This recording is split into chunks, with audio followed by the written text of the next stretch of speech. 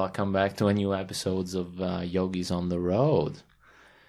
We have Laura again for a new episode, and yeah, we're having a good time. I'm loving it. Yeah. Thank you for the last episode. It was really cool. Yeah, thank you for having me. Yeah, it's a pleasure. So, what's going on today? Yeah, I mean, as we'd stated previously, our intention with this project is to explore Dharma talks and provide external education and insight onto yoga philosophy.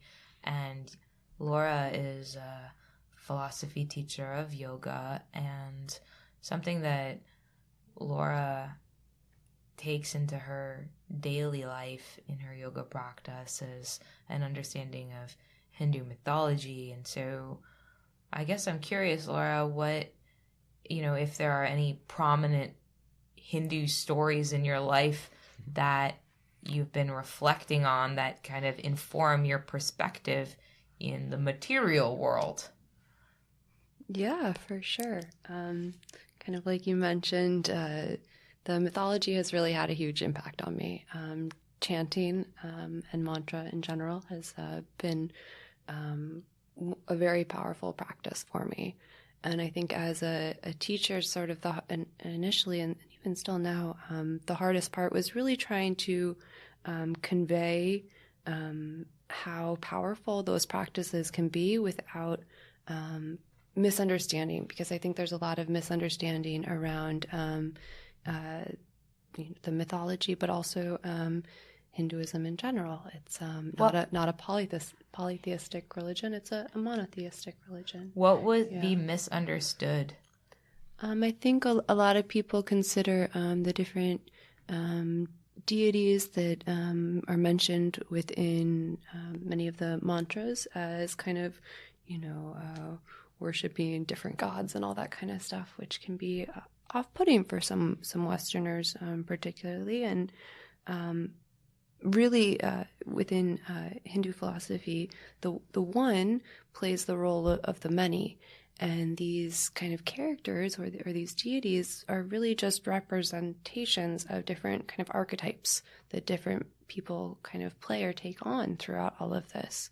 And I find it really fascinating. I think we've kind of played this game in India where you start to kind of say, okay, this person kind of resonates most with this deity and this with that. And even within Ayurveda, which has also been a big part of my practice and kind of journey as well too, the different mental qualities of people are then broken down as well within mythological kind of characters, which is like fascinating. That's so beautiful. So Hinduism is a monotheistic religion? Yeah, and I think a lot of people just don't really realize that. I mean, it's a very so complicated. Diverse, complicated religion. Yeah, I had mentioned that Sanskrit kind of screws time. It's like, oh yeah, time, like whatever. And that's kind of what's happening in Hinduism too. It's like, oh yeah, all of us, but we're the same, but we're different. But then I incarnated into something else, and then I took a different form. But it was still me, and then, whatever. That's beautiful, exactly. Though. It's kind of what happens, in like all of us humans, Very inclusive. What kind of archetypes have you seen in the gods? Well, it's they kind of, the main ones I've looked at really have been, within the Trimurti, Brahma, Shiva, and Vishnu, and then also their kind of female counterparts, Saraswati, Lakshmi, and Parvati, yeah, different names there as well too. And I think this might go best if can I share a little story? Yes, please. Yeah. One about Saraswati that has resonated with me a lot. I think Laura is Saraswati if she had to be a goddess. Wait, wasn't your name Lakshmi when you were in India? Yeah, it was my nickname. And she's Lakshmi. Cool. Yeah, so we would hang out together as our goddess forms. Saraswati and Lakshmi. Hey, how you Dissecting doing? everyone else as well. Yeah, which one are you? Hey. I'm glad to have you on the podcast. I never thought I'd have such guests, Yeah, well, you're Krishna, so Cool. thank you, Krishna. Yeah, it's, I do other things on the side. I advise Arjuna on, stuff things. Then I do a like it. podcast. Yeah. I like it. So, yeah, tell us your story about Saraswati. Yeah, so Saraswati is the goddess of learning, arts, culture, music as well too. Lakshmi, the goddess of abundance and beauty. And so Saraswati, there's this really great story that I really like because I relate to her a lot on this one. But there's about to be this like huge ceremony, and what's going on in the stars and Jyotish and kind of the study of that, it plays a huge part in a lot of the Indian kind of rituals and ceremonies. So the stars are about to be like all in place for this huge ceremony that Brahma has kind of started to put together. And it's so that he can become the most worshipped kind of deity. So this is kind of like, okay, we're going to get everything in place. Everyone's there. Indra, the king of the gods, Brahma, Vishnu, Shiva. But a wife and Brahma's consort, his wife, Saraswati, was required for this ceremony. Mm-hmm. And Saraswati is at home getting ready. She apparently likes to take her time and make sure she's looking good for everything. So she's running a little behind, per usual. And I'm always quite late usually too. So I love that the deities really take on these humanistic qualities. Perfect. But so she's running late, and The Brahma, stars are aligning. and the stars are like about to get into place, and Brahma's like, "Oh my goodness, where is my wife?" And so apparently he looks at Indra and he goes, "Dude, I don't think she's gonna make it. Go find me another wife, quick. Oh my gosh. We'll just do a quick ceremony. It'll be faster than waiting for her." And so they go and they find this kind of milkmaid lady named Gayatri. And they're like, okay, you've got to come with us. Really important thing. We got to marry you to Brahma. And she's like, whoa. Excuse me? I'm pretty sure he's already married. And I'm just like a humble milkmaid. What do you want with me?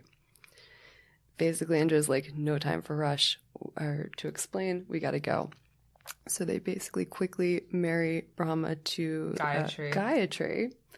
And right as that ceremony is over, Saraswati walks in. And she's not happy. And then the commercials start, and the next episode is next week. Dun, dun, dun. But so she walks in, and she's not thrilled. And she's looking good. Looking good, obviously. Yeah, ready to get married.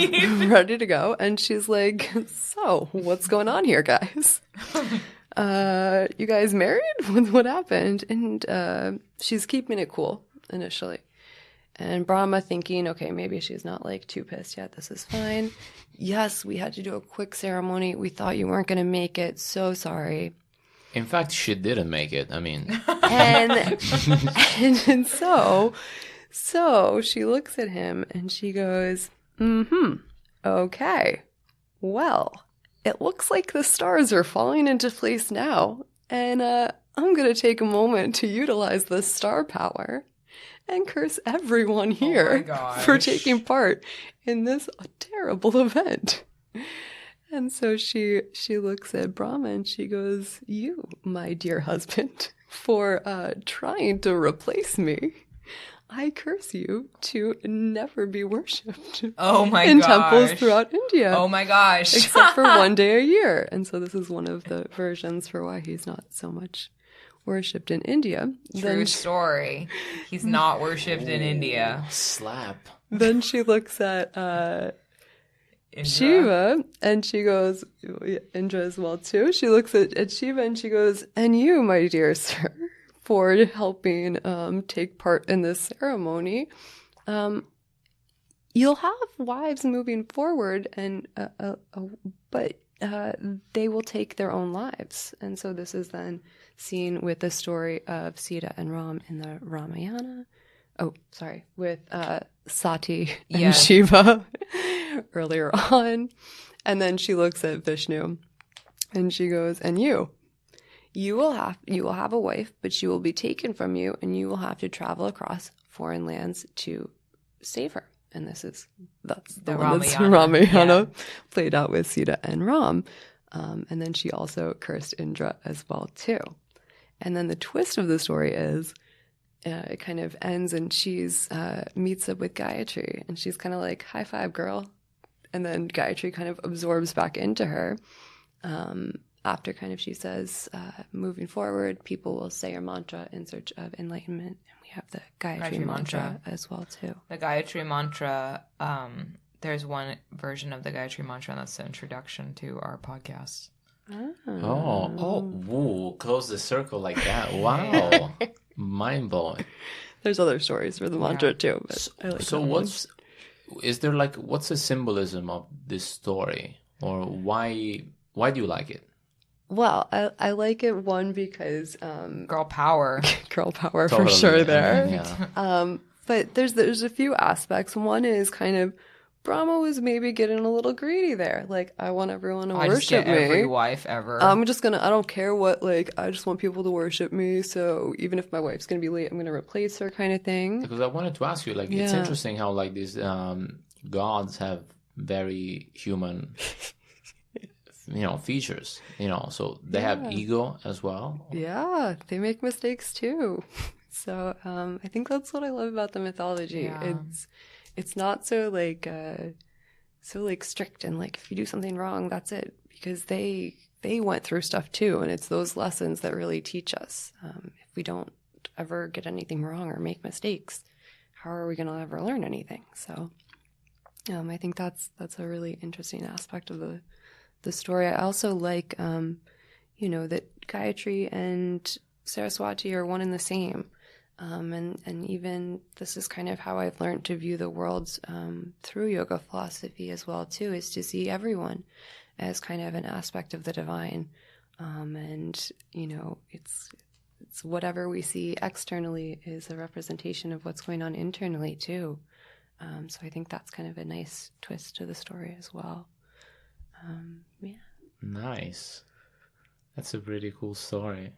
Yes. I could listen to this and like I was loving the way you were doing it, like modern, I love Hindu story time. It's so Yeah. It's fun. the best. Love it. Every kid should go to bed with like a Hindu story time. Oh yeah. The world would be a better place. This can be Hindu story time for today. There's thousands of Hindu story times. Oh, I bet. I mean, we were looking at the Bhagavad Gita as well with Yogananda's interpretation. Wow.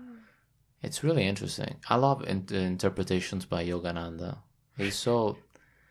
Man, that book changed everything. The autobiography of a yogi. Like, first of all, like, it's something you read, like, over the course of months. It's not something you can just read in, like, a few weeks. It's dense. Yeah. George Harrison used to have people come over to his house, and he would have multiple copies of Autobiography of a Yogi and just hand it out to people that came over to his house. He'd be like, "Hey, check this out. Have a book. You can buy." But I also want a record. I want your autograph. No, read the book. Yeah. And I think Steve Jobs had that book Yeah. given out, had his ceremony for when he died. Yeah. It had a really big impact on him too. That book has huge impact on, like, that's the thing. Like, I would love to, like, take this podcast and, like, go and, like, search for all these people and then, like, hook up a microphone in the middle of the forest in Kerala and, like, find the rishi and just say, hey, just put these headphones on real quick. Yes, and I think that's the beauty of the mythology is that we're able to see the divinity in all forms. And so, yes, there's a rishi in the jungle, but this rishi is also just a variation of ourselves. It's a variation of Laura. It's a variation of you. Exactly. Yeah. And that's amazing. And that's why I'm so happy that, like, yoga traveled all around the world. And, now we're here in New York, and, like, we're doing this. Yeah. It's sort of, like, expanded and it's... Totally different practice. Well, same, but different in New York. Yeah. For sure. Yeah. Interesting. There was also like a mantra that we were, not a mantra, sorry, a sutra that we were talking about the other day. And then as I was talking to Alexis earlier, she coincidentally said, oh, that's something that Laura was mentioning too in her post on Instagram or yes, something. the sutra of aparigraha. Mention one. Yeah. Shall we read it? Yeah, let's read it My Instagram post. and learn I it. was like trying to remember. I was that was a very intense period for me in India, but a really cool learning experience. Because I aparigraha remember that is, Miss Alexis, Aparigraha is non-possessiveness, yeah. non-grasping. and that, I mean, I feel that when we read the sutra, it was like, wow, that's mind-blowing. Oh, yes. Yeah. Because basically it says that non-possessiveness, Freedom from wanting unlocks the purpose of existence. Aparigraha starye janma katanta sambodha. Sutra 239. When a man becomes steadfast in his abstination from greed, he gains knowledge of his past, present, and future existences. Yes. I can only reply, boom. Wow. Isn't it like, it has so many layers. It's like, how do you even like start unfolding it? Oh man, and we kind of did see that in the story right there. Everything that Saraswati said played out, and he was being a little greedy. So Yes. So in the story, if we were to apply this sutra, aparigraha starye janma katanta sambodha, then we would say, so the translation is that freedom from wanting helps someone to understand their past, present, and future. And Mr. Lord Brahma is a little bit greedy. He was pretty possessive. And so he was violating this yogic virtue. And how do we apply that in our day-to-day lives? Aparigraha, Mhm. non-grasping. How have you applied it? How are you applying it these days? oh man, so in so many ways. This is how it gets off the out of the physical practice. It's the practice of aparigraha. Yeah, so Totally. I would say you could apply this both on and off the mat. On the mat, especially with the Ashtanga and kind of this receiving postures from a teacher too, not kind of being greedy about the next posture, of course. But then off the mat, a big thing, and working with children now has really opened my eyes to this, is not always, I don't think I realized how often I could maybe not always, I was maybe sometimes a little too focused on like it's myself all the time. And more recently, anytime I start to notice that I get anxious or upset, a lot of times that has to do with maybe personal greed or like personal, I need to go home now and get ready for bed and meditate. Even stuff like that. Yeah. Just it's Interesting. not all about you is kind of what I have to tell myself. Yeah. And clinging to your desires, you're kind of grasping in that sense. Yeah, and even with the Wow. practice that can happen because Yeah. it does the more and more you add on, it can take up a lot of your day. I have to do my yoga. I have to do my chanting. I can't hang out with you. I can't help you out. And isn't that interesting? This Yeah. connects to what we were saying earlier, like it's New York, you know? And New York, it's all about the opposite of aparigraha. Possessing. It's yeah. all about, I gotta do this 'cause it's New York. It's I the gotta marry biggest my city. wife right now. And I gotta Yeah. have the nicest outfit and be on top and the most high-paid job. Yeah. And all the going out and showing off where you go eat and, you know, Fashion and the big week. dinners. And it's the whole... But isn't it amazing, though, that, like, yet we're here in New York. And we're doing this in New York. And, like, there is a whole bunch of people, like... the whole counterculture, you know, it's like New York is like this, but at the same time you find this like super like enlightened beings and like amazing teachers. I would be so honored to be a rishi in the jungle of New York. The concrete jungle. I mean, why not? You know, we could be rishis in the concrete jungle, which is an amazing. That would be a song, man. I would love it. Rishis of the concrete jungle. It can be a mantra. We can make it a mantra. Oh my gosh. But it's like that. It's like I love it because like you can never just say something is just black or white. You know, even in the most wanting and like possessive and like materialistic city of like the West. Yet they are like incredibly spiritual people. even the Wendy, one of your spiritual teachers, and our yoga teachers and all the people that come here. It's interesting. Yeah, Giuseppe, I'm curious how you practice the parigraha in your life. Well, I gotta say that I love when I get a next posture in Ashtanga, and like He's like, I do not practice the parigraha. like I love when I get it, and like some days I'm like, but that's the thing. Like I got like Kapotasana last week, and it was on a day that I felt like not in good like form. So I was like, oh, today I'm tired. Everything is just a drag. And then he gave me the new thing, and I was like, oh. And I got like super energetic. I guess the funny part is that you got it when you didn't want it anymore. Yeah, because like the day before, I was like super like, all my jump throughs are like amazing. I'm like, closing all the stuff, And then the day after, I felt like so bad, and I was like, I don't care, I just want to like be done. And then he's like, Giuseppe, let's do the next one. I'm like, oh, interesting. So when you don't want it, and maybe freedom from wanting. Freedom from wanting. The moment you let go is the moment you arrive. It's crazy, and it's crazy, but it's like that. And like another time, I was really, because I've been wanting to do like handstand for the longest time, and now they're sort of like getting there.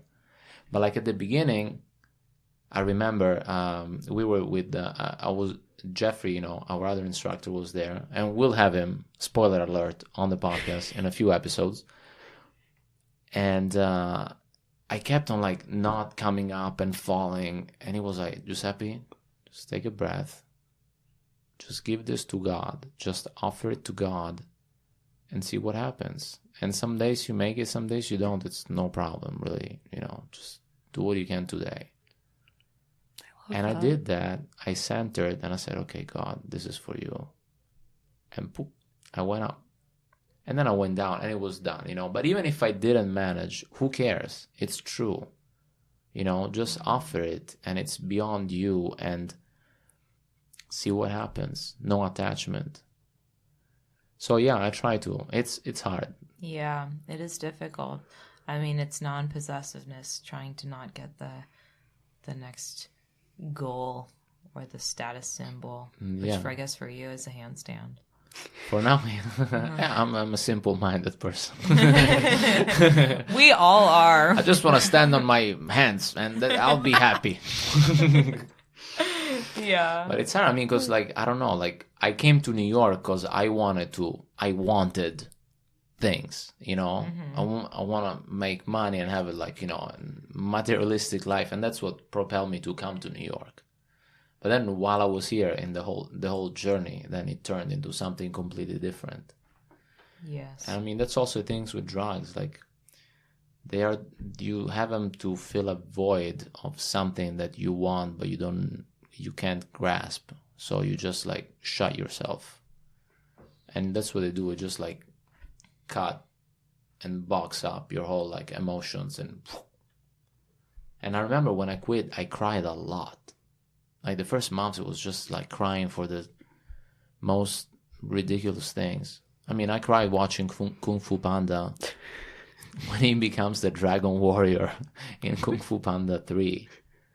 So, but that's because I felt that something was opening up, that I was not just like shutting down all my emotions and just really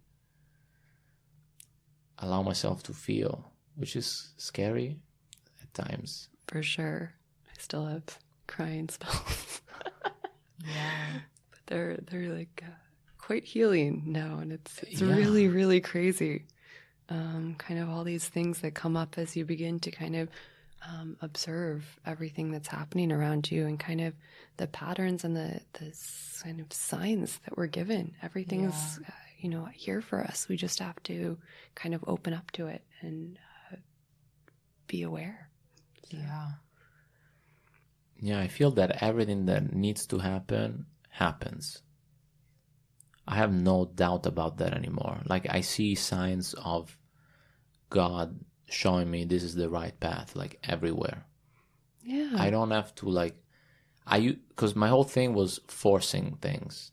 I want this to happen. This will happen. I'll do anything to make it happen. Even though all the circumstances were like, dude, this is not the right time.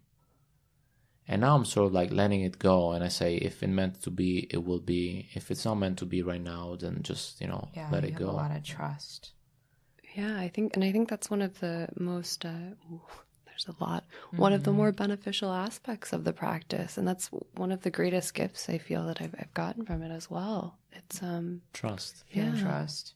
Yeah. Trust is the force of like the universe, I feel. Because trust is love, you cannot love and sort of like, you cannot manage love, you can just trust it. You cannot like manage God, you can just trust God. Trust is about like you not being afraid, basically.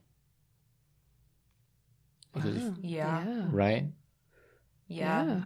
And I would definitely say that something deeper that happens in a yoga practice is the transition from fear to trust. My movement from being afraid all the time to trusting in the unknown future is something that is invaluable and a gift to me. And that's so much better than anything that I could have gotten from a physical change. I was just thinking about that on the way to practice this morning. And it's, from darkness to light. Yeah. From fear to trust. Yes. Yeah. And I mean, for instance, I speak for myself, right? But I come from Sicily, so it's in south of Italy, and it's a place where, since Sicily has been dominated by generations and generations, basically everyone was there, conquer it, and destroy it, and then make it their own.